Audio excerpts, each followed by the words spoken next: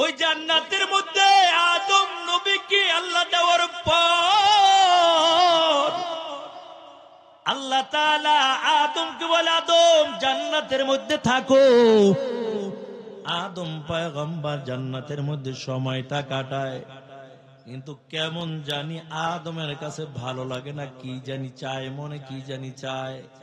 আমরাও মাঝে মাঝে অন্তরের মধ্যে এমন হয়ে যায়, কি জানি চাইতেছে, নিজের কাছে ভালো লাগে না। আদম নবী জান্নাতে এমন সময় কাটায়, আর কেমন জানি মনটা উতাল ফাতাল খালি। আল্লাহ তো বুঝা ফেলাইছে কি লাগবে। ওই হাওয়াকে আল্লাহ জান্নাতের মধ্যে পাঠাইয়া দেয়। আদম নবীর পাজরে একটু হাড্ডি দিয়া হাওয়াকে সুন্দর করে আল্লাহ তাআলা বানাইয়া জান্নাতের মধ্যে দিয়ে দিলেন। আদম পয়গম্বর ঘুমের থেকে উঠা দেখে কত সুন্দর রূপসী একটা নারী। ওই সময় হাওয়াই ছিল একজন বিশ্ব সুন্দরী। এর নবীর উম্মতের দল, এত সুন্দর করে আল্লাহ হাওয়াকে বানাইলো। আদম নবী হাতটা বাড়াইবে, হাওয়াকে ধরবে। আল্লাহ কয়, পয়গম্বর সাবধান, এখনো সুযোগ হয় নাই। কি হইছে? কয় বিবাহ হইবে, মহারানা দিতে হইবে, তারপর এত তাড়াতাড়ি না। আদম নবীকে আল্লাহ তাড়াতাড়ি করেন। কেমন করে মহারানা দেয় করব, তাড়াতাড়ি বলে দেন। আল্লাহ তাআলা বলেন, ও আদম, আমি দুনিয়ার জমিনে শেষ যুগে একটা বন্ধু পাঠাইব, যেই বন্ধুরে না বানাইলে আসমান জমিন নবমণ্ডল হাওয়া গন্ধ জান্নাত জাহান্নাম আমি কিছুই বানাইতাম না। ওই নবীর উপর 4 বার অথবা 10 বার দুরূদ পড়ে নিবা, তোমার বিয়ার মহারানা আদায় হয়ে যাবে। ইমামুল আউয়ালিন আল আখিরিন বহর সাদকা রহমাতান লিল আলামিন সাইয়্যিদুল কাওনাইন খাতামুল মুরসালিন আখিরা মুদবুদ ফখরুল আউয়ালিন সদা জুদাশ রহমাতাল লিল আলামিন মসজিদে ওশদ হামারু জমিন ওয়াম্মা আরসালনাকা ইল্লা রাহমাতাল লিল আলামিন।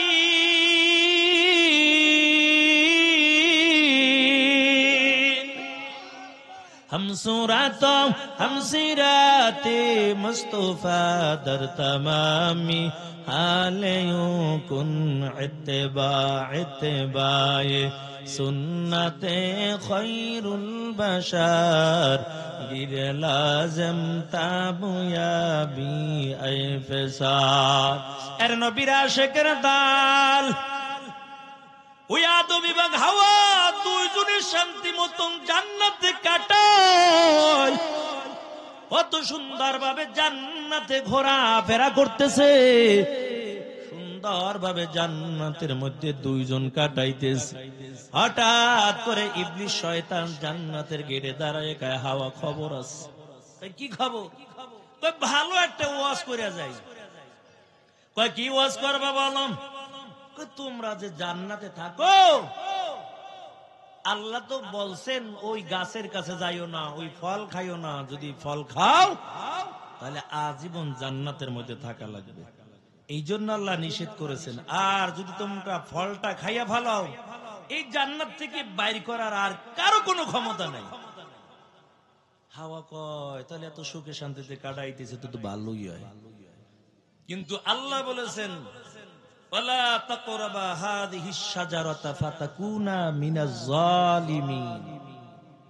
ওই ফল খাইলে এমনকি গাছের কাছে গেল জালেম হয়ে যাইবা। এর নবীর আশিকের দল, ওই মহিলা মানুষ হাওয়াকে শয়তান ধোঁকার মধ্যে ফালায়। ফলটা হাওয়াও খাইল, আদম পয়গম্বর ফল খাইল, সাথে সাথে শরীর থেকে জান্নাতের পোশাকগুলো খুলে পড়ে গেছে। আর জান্নাতের পোশাক শরীরের মধ্যে নাই। আল্লাহ তাআলা বলেন, ও হাওয়া আদম, আর জান্নাতের মধ্যে থাকতে পারবা না। এই জান্নাতের মধ্যে আর থাকার সুযোগ নাই, এখন দুনিয়ার জমিনের মধ্যে পাঠাইয়া দিব। তবে কেমন করে এখন শরীরটা ঢাকবো? ওই জান্নাতের 5টা গাছের পাতা ছিঁড়ে ছিঁড়ে হাওয়া নিজের লজ্জাস্থান ডেকেছে। আর আদম পয়গম্বর 3টা গাছের পাতা ছিঁড়ে নিজের লজ্জাস্থানটা ডেকেছে। দুনিয়ার মধ্যে মানুষগুলো দুনিয়া থেকে যখন বিদায় হয়ে যায়, পুরুষের 3খানা কাপড়, আর এই জন্য মহিলাদের জন্য 5খানা কাপড়। মহিলারা যখন বিদায় হয়ে যায় তাদের 5খানা কাপড়ের প্যাকেট বানাইয়া কবরে রাখে, আর পুরুষের জন্য 3খানা কাপড়। এরে আল্লাহর বান্দা, দুজনকে আল্লাহ তাআলা 2 দিকের মধ্যে পাঠাইয়া দেয়। আদম পয়গম্বরকে আল্লাহ তাআলা ইন্ডিয়ার জমিনের মধ্যে পাঠাইয়া দেয়, আর হাওয়াকে আল্লাহ তাআলা ওই আরব দেশের মধ্যে পাঠাইয়া দেয়। আদম পয়গম্বর এই ভারতের জমিন থেকে আল্লাহর বাইতুল্লাহ কাবা ঘর পায়ে হেঁটে হেঁটে হেঁটে হেঁটে 1বার আর 2বার না, 40 বার পর্যন্ত বাইতুল্লাহ হজ করেছে। তারপর আদম নবী সিজদায় পড়ে কান্না করে আর বলে, আল্লাহ তুমি মাফ করে দাও। আল্লাহর কাছে ক্ষমা চায়, আয় আল্লাহ তুমি মাফ করে দাও। রব্বানা যালামনা আনফুসানা ওয়া ইল্লাম তাগফির লানা ওয়া তারহামনা লানাকুনান্না মিনাল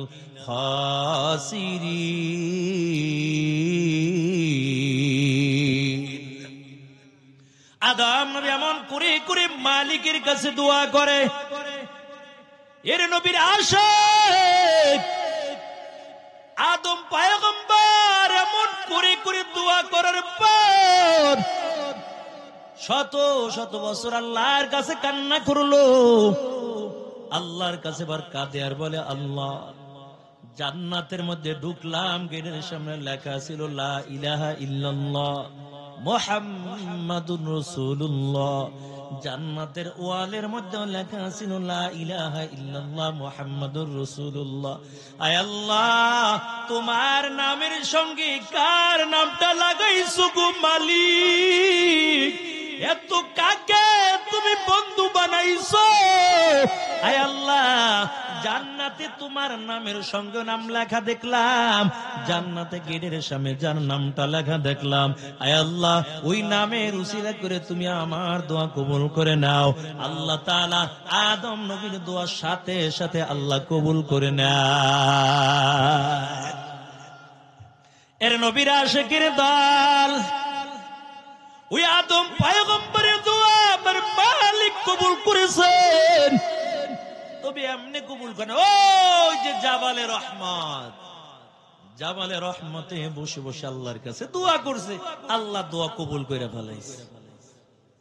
এখন একা একা কোনো পরিচয় হয় নাই, আবার পথ চলতেছে পথ চলতেছে।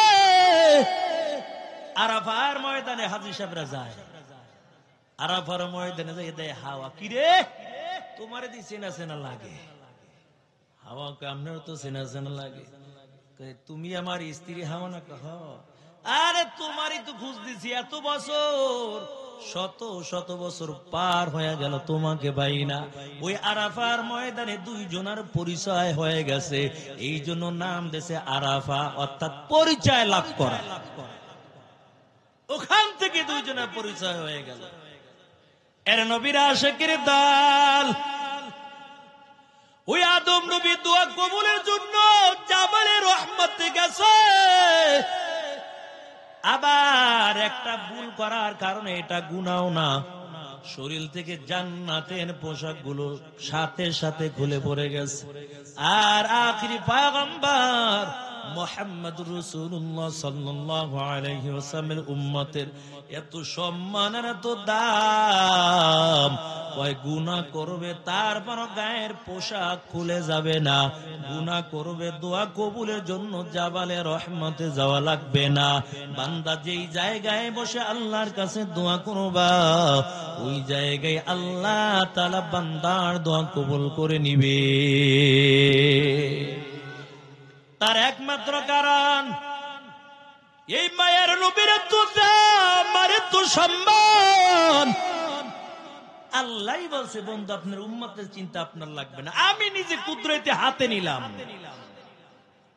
মায়ার নবী দুনিয়া থেকে বিদায় হয়ে যাবে, আজরাইল আসতে ঘরের দরজার সামনে সালাম দিয়েছে।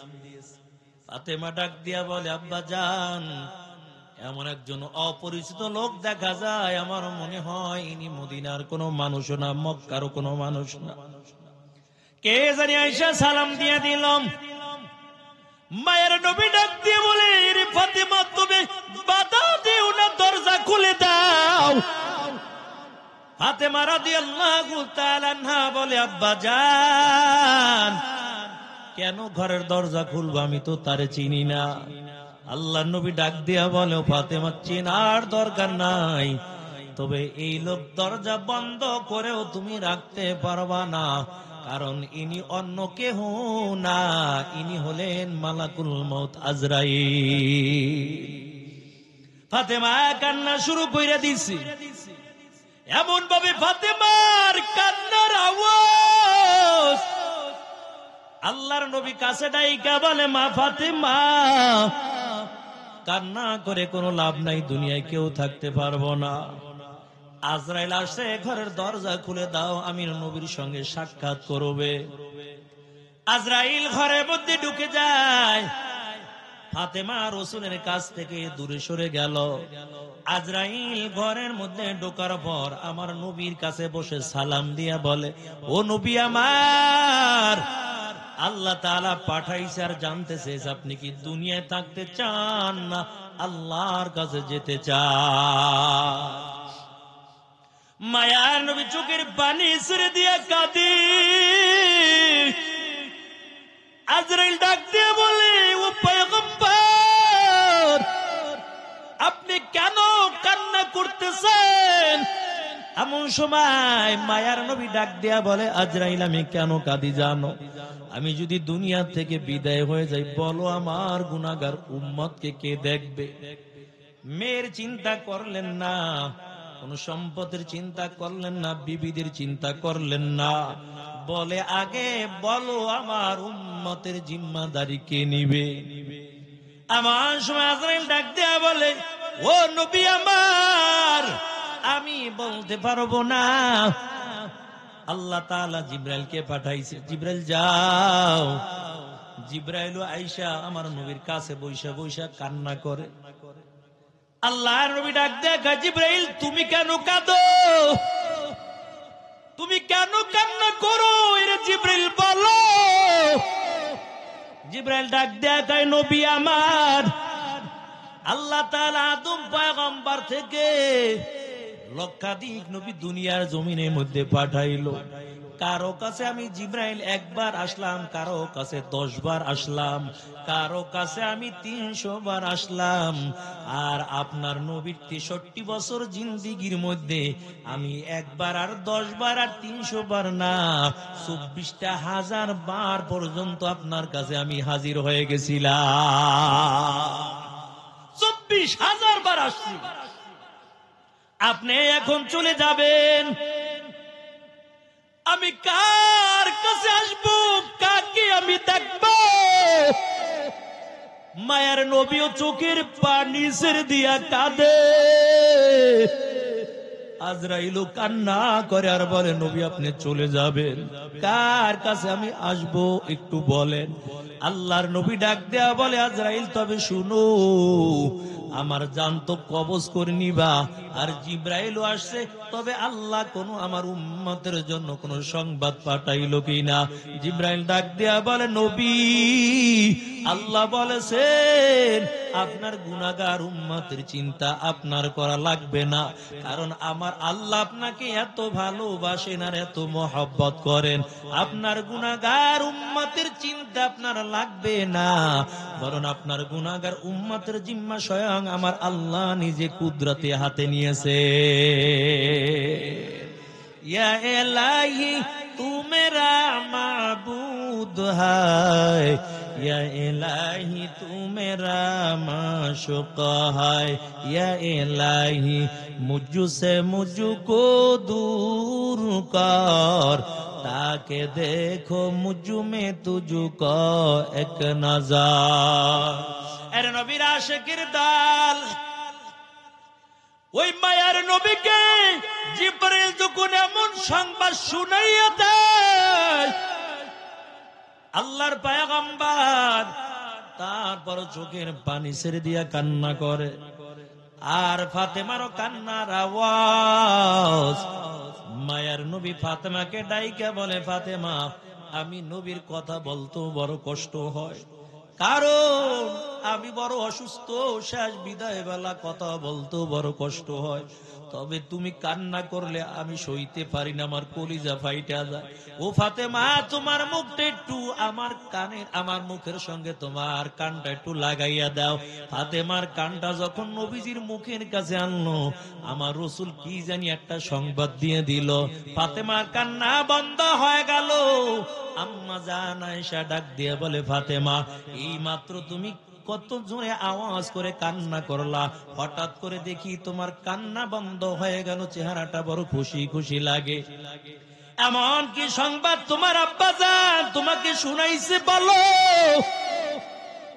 ওই ফাতেমা ডাক দিয়ে বলে, আম্মা জান, আমার আব্বা জান বলেছেন আমার আব্বা দুনিয়া থেকে বিদায় হয়ে যাবে, তবে আব্বা বিদায় হওয়ার পর সর্বপ্রথম তার সঙ্গে জান্নাতের মধ্যে আমার সাক্ষাৎ হয়ে যাবে। অর্থাৎ আব্বা বিদায় হওয়ার পর আগে আমি বিদায় হব, আর আমাদের বংশের থেকে কেউ বিদায় হবে না। বাবা দুনিয়া থেকে বিদায় হয়ে যাবে, তারপর আমি বিদায় হয়ে যাব। এর নবীর আশিকের দল ফাতেমার এই কথা শুনে কান্না বন্ধ হয়ে গেল। মায়ার নবী আজরাইলকে ডাক দিয়া বলে, আজরাইল, অনুমতি দিলাম, জানটা কবজ করে নিয়ে যাও, কারণ দুনিয়া জমে থাকা যাবে না। আল্লাহ যেহেতু পাঠাইছে নিয়ে যাওয়ার জন্য, তবে আমাকে তুমি নিয়ে যাও। এরে আল্লাহর বান্দা, আজরাইল একটা হাত মায়ের নবীর বুকের মধ্যে রেখে দেয়। মায়ার নবী হাউ মাউ করে কান্না শুরু করে দিয়েছেন। আজরাইল ডাক দেয়া বলে, নবী আমার, আপনি কেন এমন ভাবে কান্না করেন? আল্লাহর নবী ডাক দেয়া বলে, আজরাইল, তুমি আমার বুকের মধ্যে কি দিয়া চাপা দিয়েছো বলো, আমার এত কষ্ট কেন হয়? এরে আজরাইল, কি আমার বুকের মধ্যে রেখেছো, নাকি আরবের কোন পাহাড় দিয়ে আমার বুকের মধ্যে চাপা দিয়েছো বলো? আজরাইল ডাক দিয়া বলে, রাসূল, না না, বুকের মধ্যে কোন পাথর দিয়ে আমি চাপা দেই নাই, আরবের কোন পাহাড় দিয়ে আমি চাপা দেই নাই। মায়া নবী কান্না করে আর বলে, আজরাইল, তবে আমার মনে হয় বড় একটা পাহাড় দিয়ে আমার বুকটা চাইপা ধরছো। আজরাইল বলে, ও নবী আমার, না না, বড় পাহাড় দিয়েও চাইপা ধরিনি, মাত্র আমার হাতটা আপনার বুকের মধ্যে রাখলাম। আমার নবী কান্না করে আর বলে, আজরাইল, এত কষ্ট দিয়াও কি আমার উম্মতের জানটা কবজ করবা বলো? যত কষ্ট দিতে মনে চায় আমাকে এখন দিয়া দাও, তারপর আমার গুনাহগার উম্মতরে কষ্ট দিও না। ওদিক থেকে আজরাইল ডাক দিয়া বলে, নবী আমার, যারা আল্লাহর নাফরমানি করবে, যারা গুনাহ করবে, ও পয়গম্বর, এর চেয়েও শত শত গুণ বেশি কষ্ট দিয়া তাদের জানটা কবজ করা হবে। আর যারা বড় নেককার থাকবে, আল্লাহর হুকুম মাইনা চলবে, ওই মানুষের জানটা এমন আরাম ভাবে বের হয়ে যাবে, মায়ের স্তন থেকে সন্তান দুধ পান করে মা যেমন টের পায় না, ঠিক একই ভাবে রুহটা বের হয়ে যাবে, ওই লোকটা টেরও পাবে না। ইয়া আইয়াতুহান নাফসুল মুতমাইন্নাহ ইরজিই ইলা রাব্বিকি রাদিয়াতাম মারদিয়াহ ফাদখুলি ফি ইবাদি ওয়াদখুলি জান্নাতি। আল্লাহু আকবার বলেন। এরে মুমিন মুসলমান আল্লাহর গোলাম, ওই নেককার বান্দা রূহটা এমন ভাবে কবজ করে নিবেন, ওই লোকটা টেরই পাবে না। আর বেঈমান নাফরমানের রূহটা যখন কবজ করে নিবে, এরে আল্লাহর বান্দা, ও যুবক ভাই, পর্দার আড়ালে মা বোনেরা, ও বুড়া বাবা জিরা, কেউ দুনিয়ার জমিনে থাকতে পারবো না। আজকে এই জায়গায় বসে আমি বয়ান করতেছি, এমনও হতে পারে আমি আমার বাসায় ফিরতে পারবো না। কার হায়াত কতক্ষণ আছে কারো জানা নাই। এমনও হতে পারে আগামীকাল কাল মৃত্যুর ঘোষণা জানি মসজিদের মাইকে হয়ে যায়। এরে আল্লাহর বান্দা, এই মাহফিল থেকে তওবা করে নিবা, গুনাহ করবা না। ও পর্দার আড়ালের মা বোনেরা, তওবা করে নিবা, আর নামাজ কামাজাই করবা না, আর স্বামীর দিলের মধ্যে কষ্ট দিবা না, শ্বশুর শাশুড়ির দিলের মধ্যে কষ্ট দিবা না। কারণ তুমি ঘরের মধ্যে থাইকা, পর্দার মধ্যে থাইকা স্বামীর খেদমত করে যদি দুনিয়ার থেকে বিদায় হও, আল্লাহর নবী বলেন, আর স্বামী যদি বলে আমার স্ত্রী খুব ভালো ছিল, ওই মহিলার জন্য আল্লাহর জান্নাত অপেক্ষা করতে থাকে। কিয়ামতের ময়দানে নারীরাও জাহান্নামে চলে যাবে। আল্লাহর পয়গম্বরকে যখন জিবরাইল আরশে নিয়ে যায়, জিবরাইল মায়ার নবীকে নিয়ে চলতেছে, হঠাৎ করে একজন বুড়া লোক দাঁড়াইয়া আমার রাসূলকে সালাম দিয়েছেন। জিবরাইল কয়, নবী সালামের উত্তর আপনি দিয়েন না। আবার কিছু দূর যাওয়ার পর একজন যুবক ব্যক্তি আমার রাসূলকে সালাম দিয়েছেন। আল্লাহ রাসূলকে জিবরাইল বলে, রাসূল সালামের জবাব দিয়েন না। আবার কিছু দূর যাওয়ার পর একজন নারী, সুন্দরী নারী আমার মায়ার নবীকে সালাম দিয়ে দেয়। জিবরাইল ডাক দিয়া বলে, পয়গম্বর আপনি সালামের উত্তর দিয়েন না। আল্লাহর নবীকে নিয়ে এমন ভাবে চলতেছে, কিছু দূর যাওয়ার পর আল্লাহর নবী ডাক দিয়া বলে, জিবরাইল ওই যে বুড়া লোকটা দেখলাম লাঠি বর দিয়া দাঁড়ানো, পড়ে যাবে অবস্থা, ও জিবরাইল আমাকে সালাম দিল, তুমি সালামের উত্তর দিতে নিষেধ করলা, ওই ব্যক্তিকে? জিবরাইল ডাক দিয়া বলে, পয়গম্বর এটা হলো দুনিয়া, দুনিয়া পড়ে যাবে ধ্বংস হয়ে যাবে এমন অবস্থা। আপনি যদি ওই ব্যক্তির যদি সালামের জবাব দিতেন, আপনার উম্মত গুলো সব দুনিয়ার জন্য পাগল হয়ে যাইত। এর নবীর আশিকের দল, পরকালে নারীরা জাহান্নামের মধ্যে যাবে। তবে জিবরাইল আমিন আরো যখন রাসূল কিনিয়া চলতেছে, যাইতে এমন একটা স্থানের মধ্যে চলে গেল, একদল নারী মাথার মধ্যে জাহান্নামের ফেরেশতারা শিক ঢুকাইয়া ঝুলাইয়া রাখেছে, আর নিচে থেকে জাহান্নামের আগুনগুলো ধাউ ধাউ করে জ্বলে। আল্লাহর নবী ডাক দেয়া বলে, জিবরাইল এরা কারা? কেন এদেরকে এমন ভাবে শাস্তি দেওয়া হয়? মাথার মধ্যে জাহান্নামের শিকগুলো ঢুকাইয়া তারপরে উপরের দিকে ঝুলাইয়া রেখেছে নিচের থেকে জাহান্নামের আগুন। আল্লাহ নবী যখন জিবরাইলকে জিজ্ঞেস করলো, জিবরাইল বলে, নবী আমার এরা হলো দুনিয়ার জমিনে ওই সমস্ত নারী যারা মাথার মধ্যে কাপড় দিত না, যাদের চুলগুলো বেগানা পুরুষ দেখতো, ওই নারীরা মাথার মধ্যে কাপড় দিয়া চুল ঢাইকা রাখতো না, বরং ওড়নাটা বুকের মধ্যে ঝুলাইয়া তারপর জমিন দিয়া চলাফেরা করত। কিয়ামত পর্যন্ত এমন ভাবে এদের শাস্তি হতে থাকবে।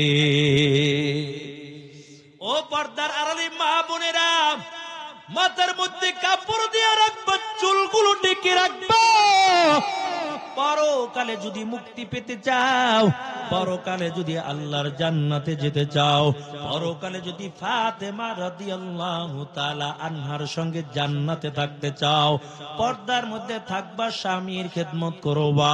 হয় তোমার স্বামী জুমার নামাজ আদায় করে যেই সওয়াব হয়, তোমার স্বামী জানাজার নামাজ আদায় করে যেই সওয়াব পায়, তোমার স্বামী ঈদগাহে যাইয়া ঈদের নামাজ পড়েও যেই সওয়াব পায়, ও মা তুমি পর্দায় থাইকা স্বামীর খেদমত করলে ওই সওয়াবগুলো আল্লাহ তোমার আমল নামার মধ্যে দান করে দিবে। কয় আমরা ঘরে থাকবো, সমান অধিকার, রাস্তায় বাইর হইতে এর নবীর আশিকের দল। আল্লাহর পয়গম্বর দুনিয়া থেকে বিদায় হয়ে গেল। আজরাইল মায়ার নবীর জানটা কবজ করে নিয়ে গেল। মায়ার নবীর জানাজার নামাজ কিন্তু একসাথে জামাতে হয় নাই। কে ইমামতি করবে এমন কারো কোনো ক্ষমতা নাই। আল্লাহর পয়গম্বর দুনিয়া থেকে বিদায় হয়ে গেল, মায়ার নবীকে কবরের মধ্যে রাখা হলো। ওই যেই জায়গা মৃত্যুবরণ করেছে ওই জায়গার মধ্যে রাখা হয়েছে। আম্মা জান আয়েশার ঘরে দুনিয়া থেকে বিদায় হয়ে গেল, ওই আম্মা জান আয়েশার ঘরের মধ্যে আল্লাহ রাসূলকে রাখা হয়েছে। মায়ার নবী এখন কবরের মধ্যে জিন্দা। শুধু আখিরি পয়গম্বর না, সমস্ত নবীরা পর্যন্ত কবরের মধ্যে জিন্দা। কোন ব্যক্তি যদি রাসূলের কবরের পাশে দাঁড়াইয়া সালাম দেয়, আমার রাসূল সরাসরি ওই বান্দাকে আল্লাহর পয়গম্বর দেখতে পায়। এই জন্য রাসূল বলেন যে আয়েশা আমার রওজার পাশে আমারে সালাম দিবে, আমি রাসূলের দায়িত্ব হয়ে যাবে পরকালে তাকে সুপারিশ করে জান্নাতে নেওয়া। আরে মুমিন মুসলমান আল্লাহর গোলাম, ওই মায়ার নবী দুনিয়া থেকে বিদায় হয়ে গেল। আবার কেমন করে আল্লাহর নবীকে ওখান থেকে উঠাবে? নবী যেই জায়গা নবীজিকে রাখা হয়েছে একটু দূরে আবার ছোট্ট একটু জায়গা, যে জায়গাটার নাম হলো রিয়াজুল জান্নাহ। যারা মদিনায় গেছেন তারা দেখছেন রিয়াজুল জান্নাহ। ওই রিয়াজুল জান্নাহর মধ্যে 2 রাকাত নামাজ আদায় করার জন্য ভিড় ভরে যায়। রাত্র 2টা 3টা আর 4টা না 24টা ঘন্টা পর্যন্ত একই অবস্থায় মানুষগুলো লাইন ধরে দাঁড়াইয়া যায়, আর ওই জায়গায় যাইয়া 2 রাকাত নামাজ আদায় করে নেয়। তার একমাত্র কারণ আল্লাহর নবী বলেছেন এই জায়গাটুকু হলো একটা জান্নাতের অংশ। যে ব্যক্তি রিয়াজুল জান্নায় বসে 2 রাকাত নামাজ আদায় করলো, সে যেন জান্নাতের মধ্যে ঢুকে গেল। মনে চায় না 2 রাকাত নামাজ ওই জায়গায় যাই পড়বো? কত কিছু চাইলাম আল্লাহর কাছে, ছেলের জন্য দোয়া করলাম, বিবির জন্য দোয়া করলাম, আর একটু আল্লাহর কাছে এই দোয়া করতে পারেন না, আল্লাহ একবার যদি জীবদ্দশা হয় তোমার নবী রওজার পাশে দাঁড়াইয়া যেন সালাম দিতে পারি। কত ঢাকার শহর কত গরিব রিস্কাওয়ালারা দেখছি তারাও মক্কা মদিনায় হজ করার জন্য গেছে। শুধু কবুলিয়াতের দরকার, কবুলিয়াতের দরকার। আল্লাহর কাছে চান, আল্লাহ দিবে। দুনিয়ার মানুষের কাছে চাওয়া লাগবে না। মুসিবতের মধ্যে পড়ে গেছেন, আল্লাহর কাছে চান, আল্লাহ মুসিবত থেকে উদ্ধার করে দিবে। দুনিয়ার মানুষের কাছে যে জীবনেও পাবেন না, কিন্তু আল্লাহর কাছে যত চাইবেন আল্লাহ তত দিবে, যত চাইবেন তত দিবেন। ছোট্ট একটা ঘটনা শুনাই দিই, কেমনে চাইছে আর কেমনে পাইছে। রাসূলের স্ত্রী আয়েশা সিদ্দিকা রাদিয়াল্লাহু তাআলা আনহা 6 বছর কালে বিয়ে করছে। ইচ্ছা করে রাসূল করে নাই। খাদিজা যখন দুনিয়া থেকে বিদায় হয়ে গেছে, এই ঘটনা বইলেই সামনে আইনে ইনশাআল্লাহ শেষ করে দেব। আপনাদের কষ্ট হয় না? কেউ যখন খাদিজা দুনিয়া থেকে বিদায় হয়ে গেছে, রসুলের মনটা খুব খারাপ, বেজার হয়ে বই রয়েছে, আর ভালো লাগে না।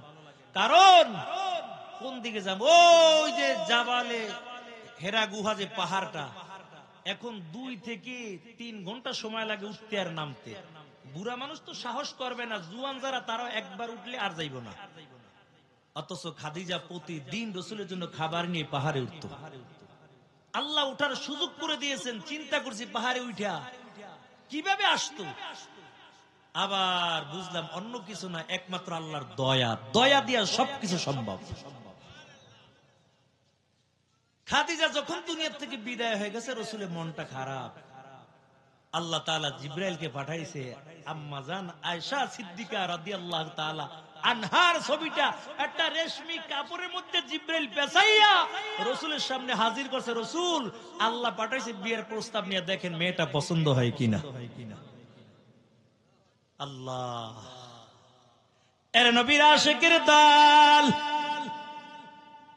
ওই আবু বকর সিদ্দিক রাদিয়াল্লাহু তাআলা নূর মেয়ে আয়েশা, আয়েশাকে আল্লাহর পয়গম্বর বিবাহ করলো। মায়ার নবী আয়েশাকে খুব মহব্বত করত। মাঝে মাঝে আয়েশাকে মাঝে মাঝে রসুল খেলনা কিনে দিত। একদিন রসুল যুদ্ধের থেকে আয়েশা দেখে জানালার পাশে পর্দা থাকে, পর্দার তলে বাতাসে আয়েশা যখন কাপড়টা সইরে গেছে, রসুল দেখে অনেক খেলনা পাতি আয়েশা বানাই বানাই জায়গায় থুয়ে দিয়েছে। একটা বানাইছে একটা ঘোড়ার মতন। রসুল কয়, আয়েশা এটা কি বানাইছো? ঘোড়া বানাইছি। তুমি ঘোড়া বানাইছো, ঘোড়ার তুফারের দিকে 2টা শিংয়ের মতন দিছো, ঘোড়ার তো কোনো শিং নাই, পাখার মতন লাগাই দিস। কয় কেন রসুল? সুলাইমান নবীর যে ঘোড়া ছিল, এই ঘোড়ার নাকি একাধিক পাখা ছিল, এই জন্য আমিও পাখা দিয়ে দিস। রসুল মহব্বত করতো আয়েশারে, খুব ভালোবাসতো। আম্মা জান আয়েশা সিদ্দিকা রাদিয়াল্লাহু তাআলা আনহা, মায়ের নবীও যুদ্ধের ময়দানে যাবেন। যুদ্ধের ময়দানে আগে যখন যাইতো 15 দিন 10 দিন 1 সপ্তাহ লাগে যুদ্ধ। বিবিদের কি নিয়ে যাবেন, কে যাবে সঙ্গে করে, কে যাবেন, লটারি দিল। লটারির মধ্যে যার নামটা উঠবে তাকে নিয়ে মায়ের নবী যাবেন। তবে ওই লটারির মধ্যে আম্মাজান আয়েশা সিদ্দিকা রাদিয়াল্লাহু তাআলা আনহার নামটা উঠে গেছে। আর আয়েশা তো ছোট, আরো হ্যাংলা পাতলা, তেমন স্বাস্থ্য না। আয়েশার জন্য একটা পালকির ব্যবস্থা করলো। ওই পালকির মধ্যে আয়েশা ঢুকে যাবে আর উটের পিঠে করে যুদ্ধের ময়দানে চলে যাবে। আম্মাজান আয়েশা পালকির মধ্যে ঢুকে গেল। ওই সময় পর্দার আয়াতগুলো নাজিল হয়ে গেছে। পর্দার আয়াত নাজিল, আয়েশা সিদ্দিকা পর্দা সহ করে পালকির মধ্যে ঢুকে গেল। পালকির মধ্যে ঢোকার পর ওই যুদ্ধের ময়দানে চলে গেল। আবার ফেরার পথে আল্লাহর পয়গম্বর একজন সাহাবী রাখলো, তুমি সর্বশেষ আসবা। আর বাকি সাহাবীদেরকে নিয়ে মায়ের নবী আবার মদিনার বুকে রওনা হয়।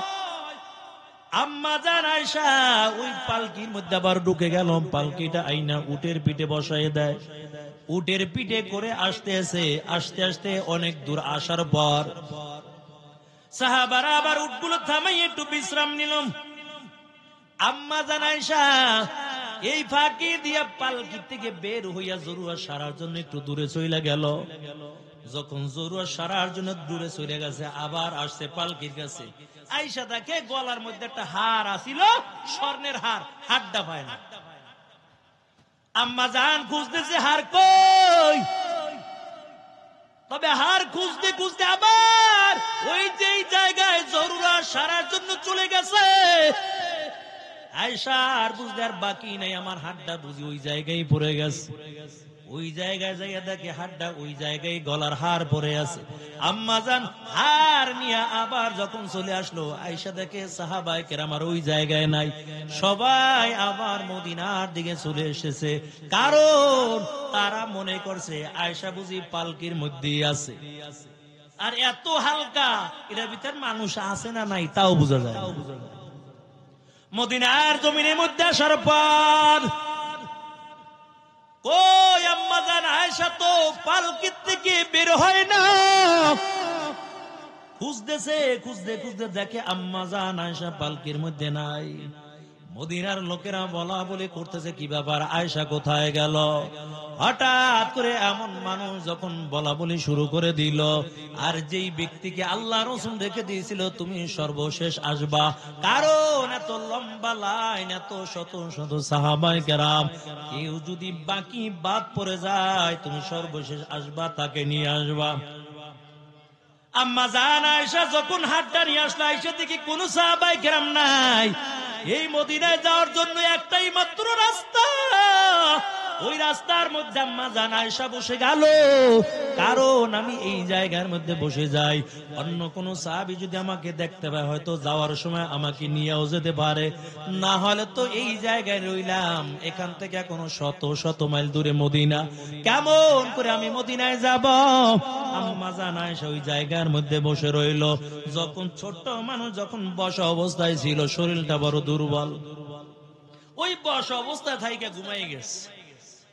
আম্মা জান আয়েশার চেহারাটা তখন খোলা, ওই জায়গার মধ্যে ঘুমাই গেছে। ওই সাহাবী সর্বশেষ উটের পিঠে কইরা আসতেছে, হঠাৎ করে দেখে এই জায়গার মধ্যে একটা মেয়ে দেখা যায়। উটের পিঠের থেকে যখন নামলো দেখে এ তো অন্য কেহ না, এ তো বিশ্ব নবীর স্ত্রী আম্মা জান আয়েশা।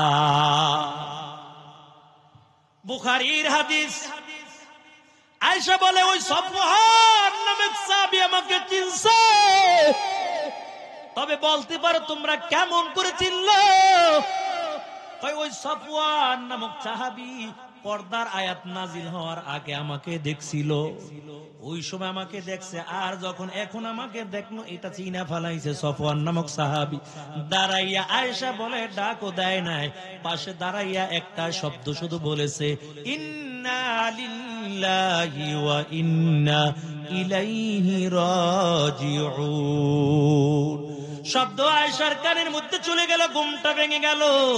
আম্মা জান আয়েশা বলে, আমি যখন সফওয়ান নামক সাহাবীকে দেখলাম, হঠাৎ করে আমার চেহারাটা আমি ঢেকে নিলাম, আমার চেহারাটা ঢেকে নিলাম। এই জন্য মহিলাদের জন্য চেহারাও কিন্তু পর্দা, চেহারাও ঢেকে রাখতে হবে। আম্মা জান আয়েশা বলেন, আমার চেহারাও আমি সুন্দর করে ঢেকে নিলাম। সফওয়ান আমাকে কিছুই বলল না, কিন্তু যখন উটটা শোয়াইয়া দিল আমি বুঝতে পারলাম আমাকে উঠে বসার জন্য বলতেছে। আমি উটের পিঠে চড়ে বসলাম, সফওয়ান আমাকে নিয়ে মদিনার দিকে রওনা হয়ে যায়। ওই মদিনার সাহাবায়ে কেরাম দেখলো, কি ব্যাপার, আম্মা জান আয়েশা এই পালকির মধ্যে নাই, তবে ওই যে সফওয়ানের উটের পিঠের মধ্যে দেখা যায়। তাহলে মনে হয় সফওয়ানের লাগে একটা লাইন টেন হয়ে গেছে, ভালোবাসা হয়ে গেছে। না হলে কেন রইল? মায়ের নবীর কানে এমন সংবাদ চলে যায়, ও পয়গম্বর, আপনার স্ত্রী ওই যে সফওয়ান নামক সাহাবীর ঘোড়ার পিঠে উঠে আসতেছে, হয়তো তার সঙ্গে কোনো রিলেশন আছে। আল্লাহর পয়গম্বর বড় রাগ হয়ে গেল, কি ব্যাপার, কিছুই তো বুঝলাম না। আল্লাহর নবীর মেজাজ বড় গরম। আম্মা জান আয়েশা বলেন, আমার শরীরটা বড় খারাপ ছিল, বড় দুর্বল, আমি অসুস্থ হয়ে পড়লাম। ঘরের মধ্যে রাসূল আসে, শুধু আয়েশা সালাম দেয় আর বলে, আয়েশা কেমন আছো, আর কিছুই বলে না। আয়েশা আর বুঝতে পারে না যে মদিনার ভিতরে এমন যে ঘটনা ঘটতেছে আম্মা জান আয়েশা আর জানে না। আর রাসূল কেন আমার উপরে রাগ? রাসূল তো আমাকে খুব মহব্বত করে। আমাদের বিবিদেরকেও আমরা মহব্বত করব, ঘরে ঢুইকা সালাম দিব। খালি ঘরের মধ্যে যে খালি ঝগড়া করেন না, ঘরের মধ্যে ঢুইকা সালাম দিয়ে বিবির সঙ্গে হাতটা মিলাই কইবেন, কেমন আছো তুমি, দেখবেন মুস্কি হাইসা দেবে। এর নবীর আশিকের দল আজকে বাড়ি যাইয়া পরীক্ষা করে দেখেন, কইবে কোন হুজুর আছে পুরাতে পিচ্ছাব হয়ে গেছে। ওই ঘরের মধ্যে আর কোনদিন ঝগড়া হবে না। আর যাইবেন ঘরের মধ্যে গরম মেজাজ নেই, খাবার হইছিনি তাড়াতাড়ি দে, বউ কবে খাটাসটা আইছে কই থেকে, এতক্ষণ ঘরে আছিল না ভালোই আছিল। আর যদি বিবির সঙ্গে যাইয়া মধুর মধুর আলাপ করেন, রাসূল বলেন যতক্ষণ মধুর মধুর আলাপ করবা নফল ইবাদতের সওয়াব আল্লাহ আমলনামায় দান করে দিবে। তবে যাই এবার বাবিল লাগে শুরু করেন না। এর নবীর আশিকের দল সফওয়ান নামক সাহাবীর সঙ্গে যখন চলে আসলো, মায়ের নবী জানতে পারলো আল্লাহ রসুল শুধু আম্মা জান আয়েশার ঘরে ঢুকে আর সালাম দিয়ে বলে, আয়েশা কেমন আছো? আর কিছুই বলে না। আম্মা জান আয়েশা কিছুই তো বুঝলেন না, কি ব্যাপার? ওই আয়েশার যে একজন খাদেমা ছিল, খাদেম একদিন আম্মা জান আয়েশাকে নিয়ে যখন রাত্রবেলা বের হয়ে গেল, হঠাৎ জমিনে পড়ে গেল। ওই খাদেমার সাথে সাথে তার দুইটা সন্তানকে বদদুয়া দিয়েছে যে আমার সন্তান ধ্বংস হয়ে যাক। আম্মা জান আয়েশা ডাক দিয়া বলে, ও খাদেমা, কেন তোমার সন্তানকে তুমি বদদুয়া দিলা? কয়, ও আম্মা জান আয়েশা, আপনি জানেন না আমার সন্তান আপনার নামে বদনাম ছড়াইছে। কয়, কি বদনাম? কই যে আপনি সফওয়ান নামক সাহাবীর সঙ্গে এসেছেন, আমার সন্তান মদিনার বুকের মধ্যে বদনাম ছড়াইয়া দিছে আপনার নামে। আপনার সঙ্গে আর সফওয়ান সাহাবীর সাথে নাকি সম্পর্ক। আম্মা জান আয়েশা বড় লজ্জায় পড়ে গেল। রাসূল যখন আবার ঘরের মধ্যে আসলো, আম্মা জান আয়েশা রাসূলকে কিছুই বললেন না। মায়ের নবীকে ডাক দেয়া বলে, পয়গম্বর, আপনি একটু অনুমতি দেন, আমি আমার বাবার বাড়ি চলে যাব। আল্লাহ রাসূল অনুমতি দিয়া দেয়।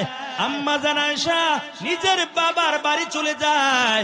যখন বাবার বাড়ি চলে গেল, নজর করে দেখতে পায় আবু বকর সিদ্দিক একটু উঁচু জায়গায় বসে কোরআন তেলাওয়াত করে, আর তার স্ত্রী আবু বকরের স্ত্রী নিচে বসে বসে কোরআনের তেলাওয়াত শুনতেছে। আম্মা জান আয়েশা সালাম দিয়া ঘরের মধ্যে ঢুকে যায়। মাকে ডাক দিয়ে বলে, মা, এমন একটা খবর মদিনার বুকে ছড়াইলো, এই ব্যাপারে আপনার কি ধারণা? মা ডাক দিয়া বলে, আয়েশা, তুমি একটা সুন্দরী মেয়ে, এমন ঘটনা ঘটতেই পারে, চিন্তা করো না। আবু বকরকে ডাক দিয়া বলে, আব্বা জান, আপনার কি ধারণা বলেন? আবু বকরও কিছু সমাধান দিল না। কয়, না, এমনটা হতে পারে না। এরে আল্লাহর বান্দা, এমন করে করে 15টা দিন চলে গেল। আম্মা জান আয়েশা যখন নিজের বাড়ি চলে গেল, বাবার বাড়ি চলে গেল, এই 2টা দিন আবু বকর বাড়ি ছিল, একটু পানিও খায় নাই, কোনো খাবারও না, না খেয়ে কি আল্লাহর কাছে কাঁদে আর অপেক্ষায় আছে, আল্লাহ তুমি ফয়সালা দিয়া দিও। আয় আল্লাহ, আমি আসল গুনাহ করছি না করি নাই, একমাত্র ফয়সালা তুমি দিয়ে দিও। এমন করে আয়েশার কান্নার আওয়াজ 2টা দিন পর্যন্ত কান্না করলো। একদিন ওমর আয়েশা রাসূলের কাছে কয়, রাসূল, আপনার মনটা কেন খারাপ? রাসূল কয়, ওমর, তুমি কি জানো না? কয়, কি? কয়, মদিনায় এমন তো আয়েশার নামে বদনাম ছড়াই গেছে। ওমর ডাক দেয়া কয়, পয়গম্বর, এটা আমি ওমর বিশ্বাস করি না, কারণ আমি এটা সাক্ষী দেই আয়েশার মতো মানুষ আর দুনিয়ায় হতে পারে না। রাসূলের মনে একটু সাহস হয়ে গেছে। রাসূল কয়, ওমর, তুমি যেহেতু বলেছো, ওই মায়ের নবী আবার আবু বকরের বাড়ি চলে যায়। আস্তে করে যে আয়েশাকে ডাক দেয়। আয়েশা এখন লজ্জায় রাসূলের কাছে আসে না, কারণ বড় লজ্জা লাগে, চেহারা রাসূলকে কেমনে দেখাবো। আল্লাহ রাসূলের কাছে যায় না, আবু বকর বুঝাইয়া শুনাইয়া তারপর রাসূলের কাছে পাঠায়। আমার রাসূল আয়েশাকে 2টা কথা জিজ্ঞেস করেছে, আয়েশা, যদি অন্যায় করে থাকো আল্লাহর কাছে তওবা করে নাও, আসলে সত্য করে বলো, ঘটনা সত্য না মিথ্যা? আম্মা জান আয়েশা বলে, পয়গম্বর, আমি যদি বলি আমি এখন এই গুনার কাজ করি নাই, আপনি এটা কখনো বিশ্বাস করবেন না, আর যদি বলি গুনার কাজ করেছি, এটা তো আপনি আগে বিশ্বাস করবেন, অথচ আমি গুনার কাজ করি নাই, তাহলে বলবো না কিছুই না, আমি একজনের অপেক্ষায়, আমার মালিক ফয়সালা দিবে আমি গুনাহ করছি না না করছি। আরে আল্লাহর বান্দা, আম্মা জান আয়েশা বলে, ও পয়গম্বর, আমি কিছুই বলবো না, তবে আমার মালিকের অপেক্ষায়। আল্লাহ তাআলা জিবরাইলকে পাঠাইয়ে বলে, জিবরাইল যাও, কোরআনের আয়াতগুলো নিয়ে যাও। সাথে সাথে আল্লাহ তাআলা কোরআনের 10টা আয়াত নাজিল কইরা আল্লাহ রাসূলকে জানাইয়া দেয়, আয়েশা কোনো দোষী না, আমার আয়েশা একজন পবিত্র আমার বান্দি। এই জন্য মুসিবতের মধ্যে পড়ে যাব, বিচার আল্লাহর কাছে দিব, সাহায্য আল্লাহর কাছে চাব। আল্লাহ তুমি সমাধান দিয়া দাও, সমাধান দেওয়ার মালিক আল্লাহ। এরে আল্লাহর গোলাম, দুনিয়ার কোন মানুষের কাছে চাই আল্লাহ নাই, আল্লাহর কাছে যদি চাই আল্লাহ তাআলা বান্দার দোয়া কবুল কইরা নিবে। এরে আল্লাহর বান্দা, তুমি ইমানটা মজবুত করে মালিকের উপর বিশ্বাস করো। তোমার গুনার একটা সীমা আছে, জমিন থেকে নিলে আসমান পর্যন্ত গুনাহ করছো, এর তোর বেশি না। কিন্তু এক মুহূর্তে নিরিবিলি বইয়া যদি একটা আমার মালিকরে ডাক দাও, দিলটা খুইলা, আল্লাহকে সাথে সাথে জীবনের সব গুনাহ মাফ করে গুনাহগুলো নেকির দ্বারা পূর্ণ করে দেব। লা তাকনাতু মির রাহমাতিল্লাহ, ইন্নাল্লাহা ইয়াগফিরুয যুনুবা জামিআ মাগফিরাত রদ উমিদ লুতফে যাকে খুদ ফরমুদায়ে লা তাকনাতু, বেগুনাহ না গুজাশত বারমা সাআতে বা হুজুরে দিল না করদম তাআতে। এর নবীর আশিকের দল, ওই মায়ের নবী দুনিয়া থেকে বিদায় হয়ে গেল। আম্মা জান আয়েশার ঘরের মধ্যে যেই জায়গায় মারা যায়, ওই জায়গায় আবার রাসূলকে কবর দেওয়া হয়।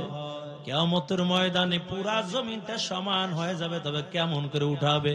আল্লাহর পয়গম্বরকে সর্বপ্রথম আবার ওখান থেকে উঠানো হবে, পুরা জমিনটা থাকবে সমান।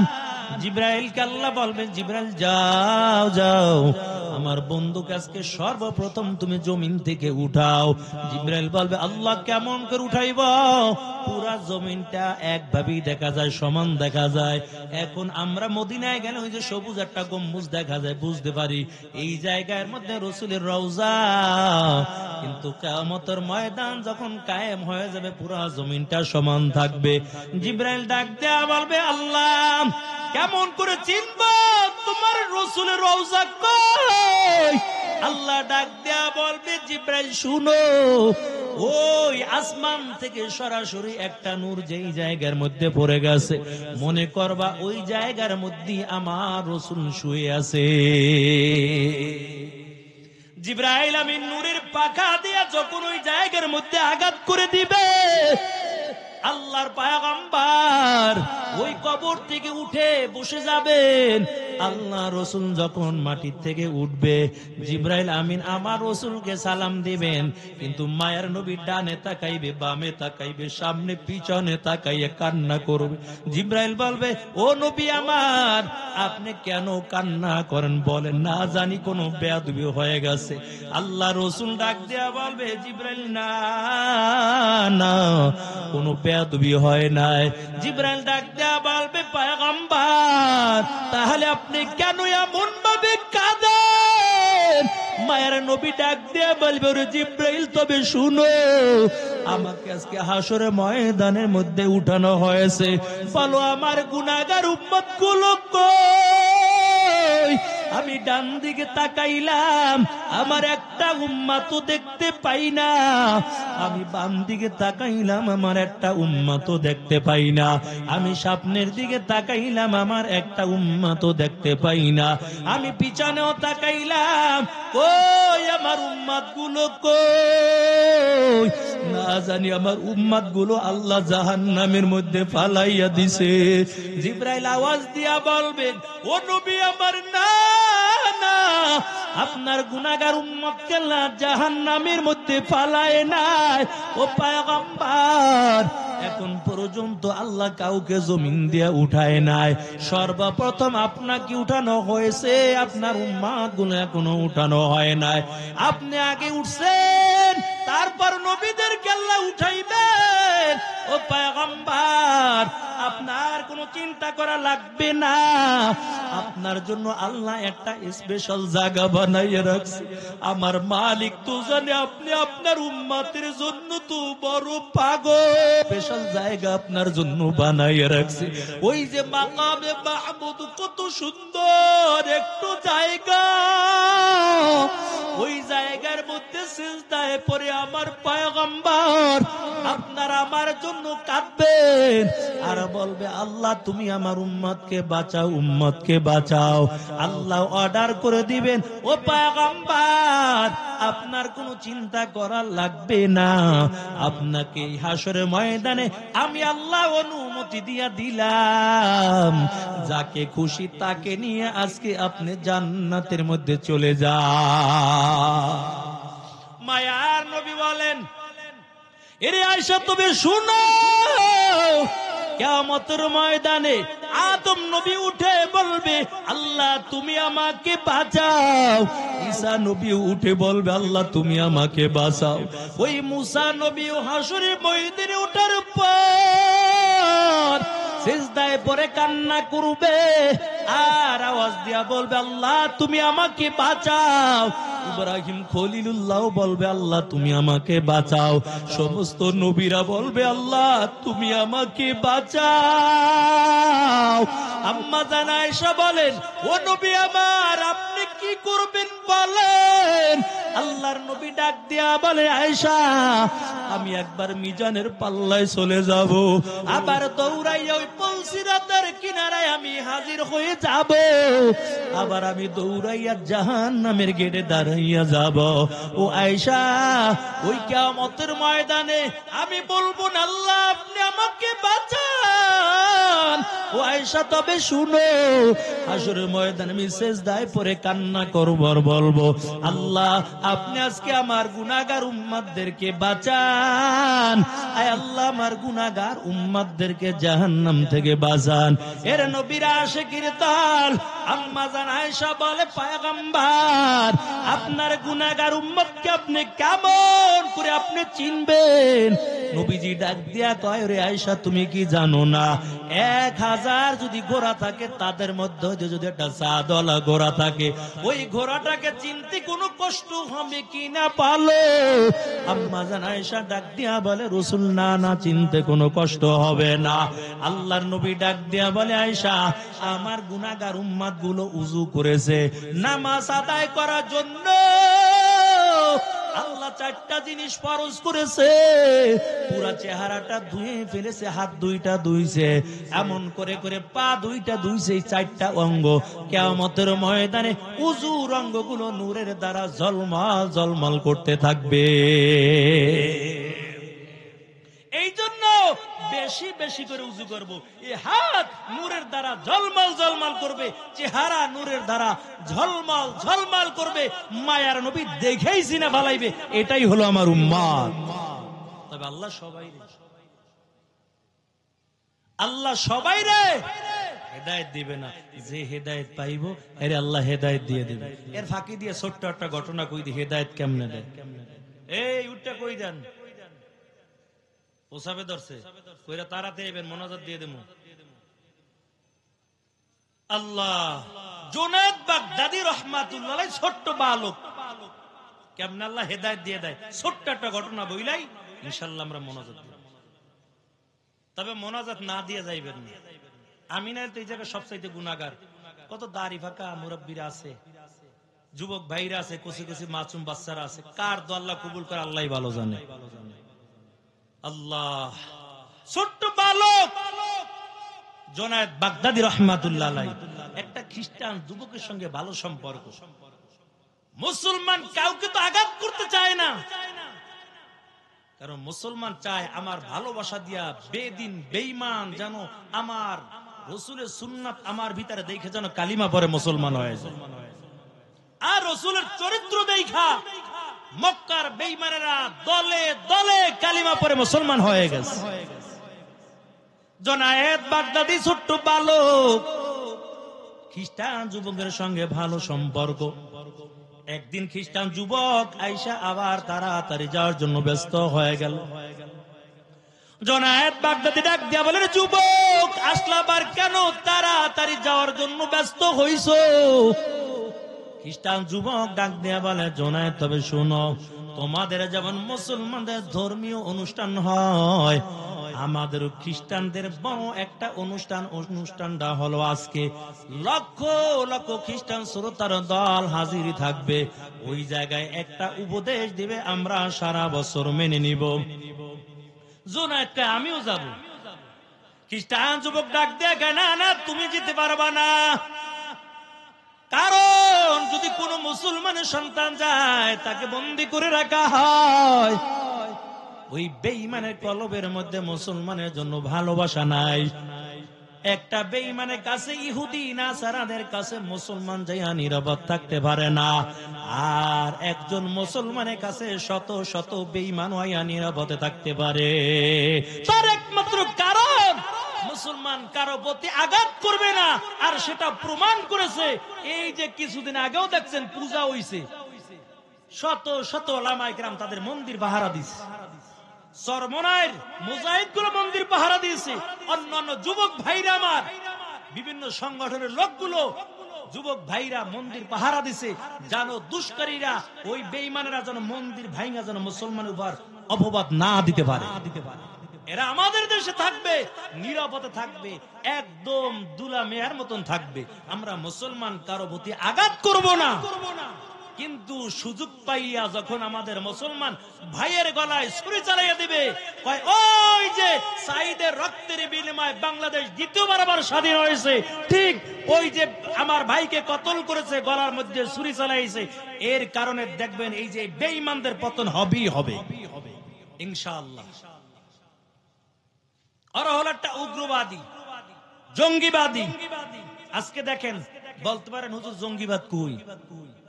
কয় হিন্দুদের পূজার সময় পুলিশ পাহারায় থাকে, মুসলমানের ওয়াজ মাহফিলে পুলিশ লাগে না, ঈদের সময় ঈদগাহে পুলিশ লাগে না।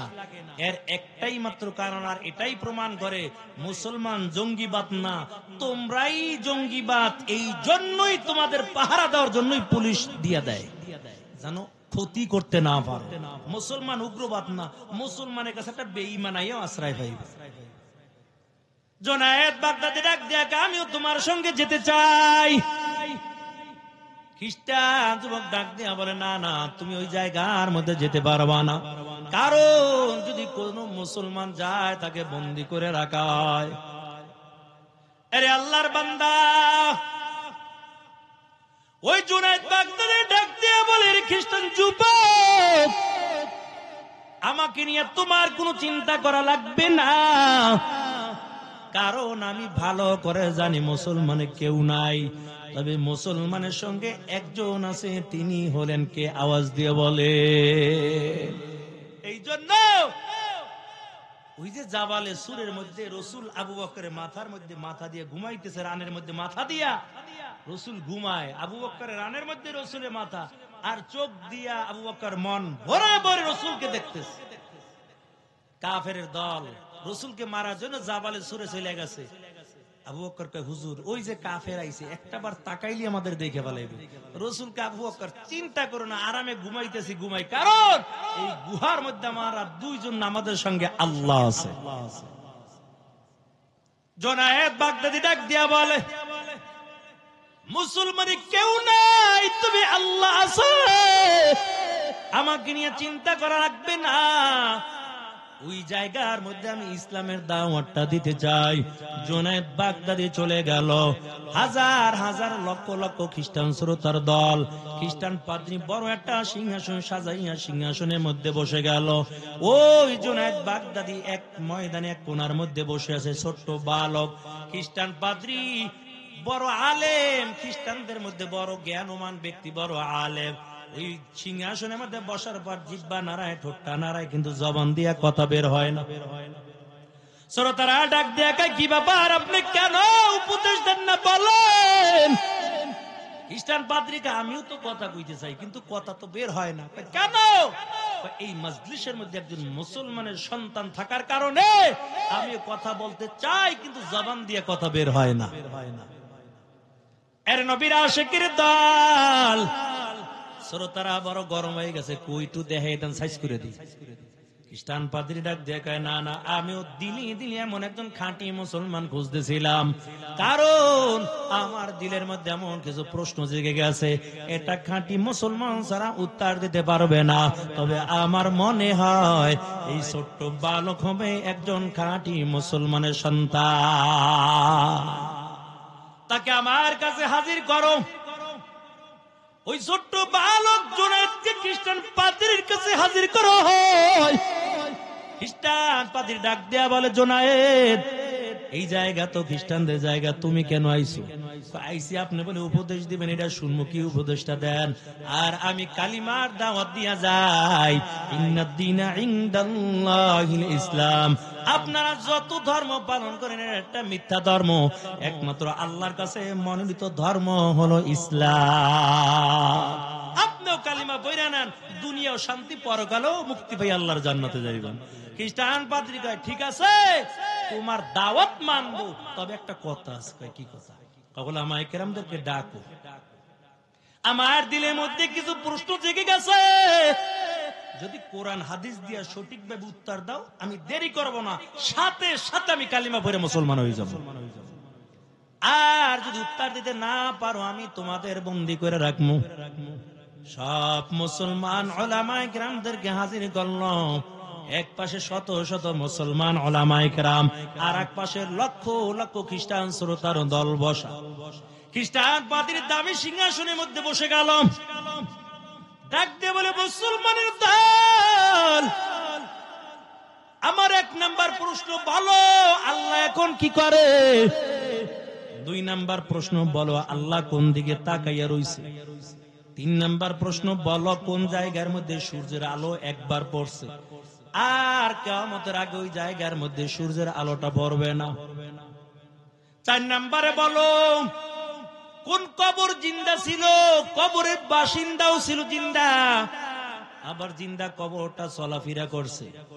পাঁচ নম্বরে বলো, কোন কয়েদখানা, যে কয়েদখানার মধ্যে আলো নাই, বাতাস নাই, অক্সিজেন নাই, তারপর আল্লাহ কয় দিকে জিন্দা রেখেছে। সব উলামায়ে কেরাম মাথা নিচে দিয়ে আল্লাহর কাছে দোয়া করে আর বলে, মালিক কেমন করে বলবো আল্লাহ তুমি এখন কি করো? কেমন করে বলবো তুমি কোন দিকে চাইয়া রইছো? কেমন করে বলবো কোন জায়গায় সূর্যের আলোটা একবার পড়েছে? তবে আল্লাহ মুসলমান এমন জ্ঞান দান করে দাও, তবে আমরা মুসলমান জানি তুমি আল্লাহ যুগে যুগে মুসলমানের বিজয় দান করেছো। আয় আল্লাহ, আজকে মুসলমানদের বেইজ্জতি করিও না গো মালিক, মুসলমানদের আজকে বিজয়ের মালা পরাইয়া দাও। এমন করে করে উলামায়ে কেরাম দোয়া করতেছে। হঠাৎ করে ছোট্ট বালক দাঁড়ায় গেছে, ডাক দেয়া বলে, ও মুসলমানের দল, চিন্তা করা লাগবে না, এই খ্রিস্টান পাদ্রীর 5টা প্রশ্ন উত্তর দেওয়ার জন্য আমি মুসলমানের সন্তান জুনায়েদ একাই যথেষ্ট। আল্লাহ দেখায়, বেশি কিছু লাগে না, দেখাইবে আল্লাহ, ছোট দিয়ে দেখাইবে। দেন না নমরুদের মারছে, কয় বড় কামান লাগে না, বিমান লাগে না, একটা মশা দিয়ে মারছে, হেও সবল না, ল্যাংরা মশা। এরে আল্লাহর বান্দা, সাহাবায়ে কেরাম যুদ্ধের ময়দানে গেছে, যুদ্ধে বারবার পরাজিত, যে কিরে আমরা পরাজিত, কালকে আবার যামু ভাব লইয়া। একজনে কয় বাপ পরে লইও, রাসূলের সুন্নাত মাইনা কালকে যামু, না হয়তো পরাজিত মনে হয়ে যেতে পারে। কি সুন্নাত? আগামীকাল আমরা সবাই মেসওয়াক করবো, মেসওয়াক করে রাসূলের সুন্নাতটা জিন্দা করে তারপর যুদ্ধে যাবো। কাফেরের তাবুত থেকে গোয়েন্দা পাঠাইছে, এই যাও দেখো আগামীকাল মুসলমান কি দিয়া যুদ্ধ করবে। আইছে গোয়েন্দা একজন, আইয়া দেখে কি মুসলমানের দল তাবুতে বইয়া গাছের ডাল ডোল ভাঙিয়া দি সব দাঁত দাঁড়াইতে আছে। দেখা দিছে দৌড়, তাড়াতাড়ি ময়দান ছাড়। কি হইছে? আমার মনে হয় কালকে তলোয়ার দিয়ে যুদ্ধ হইব না, কালকে একটা কামড়া কামড়ির যুদ্ধ হইব। কেমনে বুঝলা? বিশ্বাস না করলে যাইয়া দেখ, সবটিতে দাঁত দাঁড়াইতে আছে, কালকে তীরের যুদ্ধ হইব না। তাই নাকি? কহ তাড়াতাড়ি ময়দান ছাড়। মুসলমান চাহিদায় পুরা ময়দান ক্লিয়ার, আল্লাহ বিজয়ের মালা ভরাই দিছে। তবে রাসূলের সুন্নাত তরিকা, সুন্নাত ছাইরে আবার উল্টা যায়েন না। আল্লাহর এক বান্দা এই মেসওয়াকের সুন্নাতের কথা শুই না, বক্তায় ওয়াজ করছে মেসওয়াক করবেন, কারণ নবীজি বলেছেন যারা মেসওয়াক করে উযু কইরা নামাজ আদায় করবে আল্লাহ একটা নিয়ামত, বড় নিয়ামত দান করবে, ৭৩টা নিয়ামত, তার থেকে একটা নিয়ামত হলো মৃত্যুর সময় তার জবান দিয়ে কালিমা নসিব হয়ে যাবে। বাড়িতে আসিল বড় নিম গাছ, কই কি রে, সব যেহেতু এত বেশি, 2 হাত লম্বা নিমের ডাল একটা কাটছে, কাইটে মেসওয়াক বানাইছে, বুক পকেটে রাখে কাইতে পড়ে যায়, এটা আবার গলায় ফেস দিয়ে রাখার লাগে ফিতা বানাইছে। দেখেন নাম কই লাগা কত লোক মোস রাহে এই পর্যন্ত বাপ লই আবার এদিকে উড়ায়, সুন্নাতের খবর নাই, দাড়ির খবর নাই, মোসের বাম্পার কইটার এবার গলায় ফেস দিয়ে রাখে, কইরা যায়। আল্লাহর বান্দা নামাজ পড়তে গেছে, এটা বুক পকেটে বাইন্দা মসজিদে ঢুকছে, যাই দেয় নামাজ এক রাকাত শেষ, পিছের রাকাতে দাঁড়াইছে, সামনের রাকাতে আরেকজনে নামাজ পড়তেছে, সামনের রাকাতের আল্লাহর বান্দা রইছে রুকুতে, আর এই বান্দা কাছে সেজদায়, সেজদার থেকে যখন উঠাতেছে ওই যে মেসওয়াকের মাথা তো এক হাত সামনের দিকে বাইরে রইছে, আর লঙ্গি ঝুইলা রইছে, যখন উঠাতেছে আল্লাহু আকবার কইয়া মেসওয়াকের মাথায় লঙ্গি বাইছে, লঙ্গি আসমানে। সামনের কাতার লোকটা কই বেটা হাম্বক, লাঠি ছোটা লইকে মসজিদে আয়, কই লাঠি ছোটা, এটা কি কার, এটা তো লাঠি ছোটা, সুন্নাত সুন্নাত, কই তুই সুন্নাত সুন্নাত কর, তো সুন্নাতের গুতে আমার ফরজ শেষ হয়ে গেছে।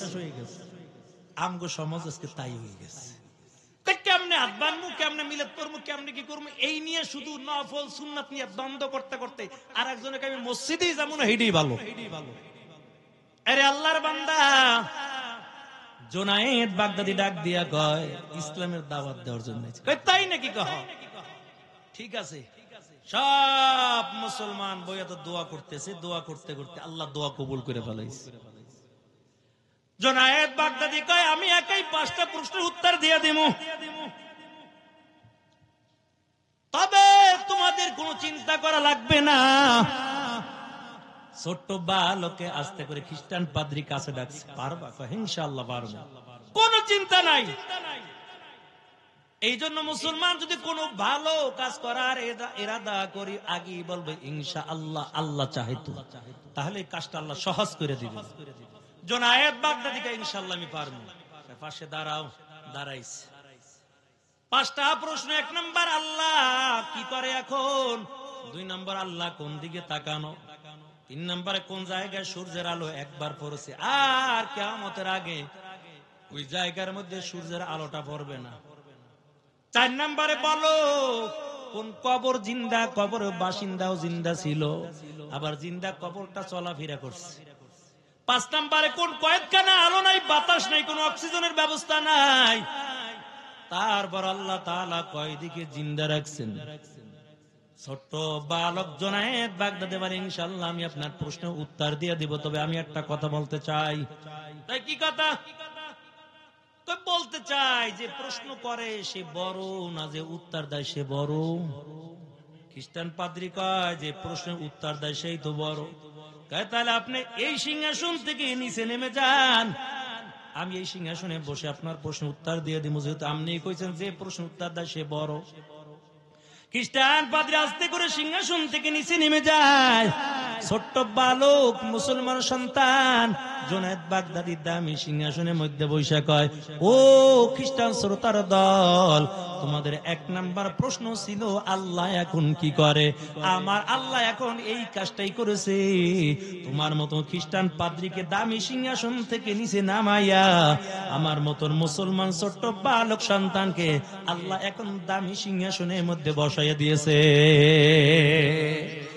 وَتُعِزُّ مَن تَشَاءُ وَتُذِلُّ مَن تَشَاءُ بِيَدِكَ الْخَيْرُ, আল্লাহ যাকে চায় তাকে সম্মান দান করে দেয়, আবার আল্লাহ যাকে চায় সাংবাদিকের জুতা দিয়ে তাকে সাইজ করে দেয়।